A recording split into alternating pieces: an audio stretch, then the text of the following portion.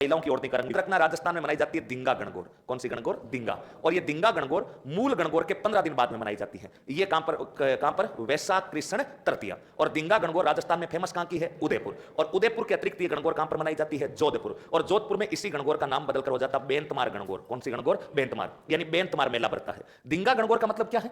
दिंगा गणगौर ये आगे मैंने आपको बताया था। मेवाड़ के किस महाराणा के काल में? राज सिंह।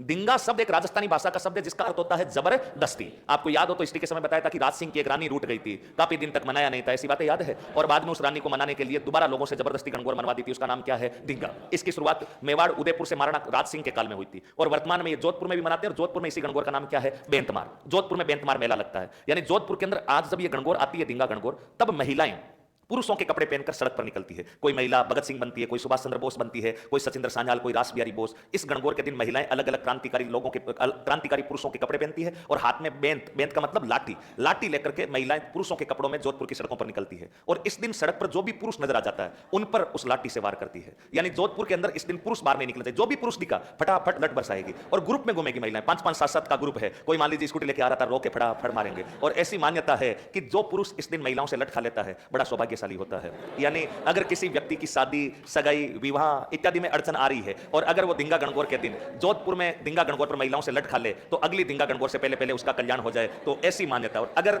दिन में भीड़भाड़ ज्यादा है, मान लीजिए दिन में लट खाने में किसी का नंबर नहीं आता, तो इसी दिन जोधपुर में शाम को बेंतमार मेला भी लगता है। मसूरिया पहाड़ी है, वहां पर यह मेला लगता है। और मेले के अंदर महिलाएं यूं काउंटर बना करके बैठी रहती है। और जिस भी लड़के का दिन में नंबर नहीं आया वो शाम को उस मेले में जाए और पसंदीदा स्थान पर जाकर के लट खा करके आ सकता है। तो यह बेंतमार मेला जोधपुर में लगता है, जबकि इस गणगौर की शुरुआत कहां से हुई थी? उदयपुर।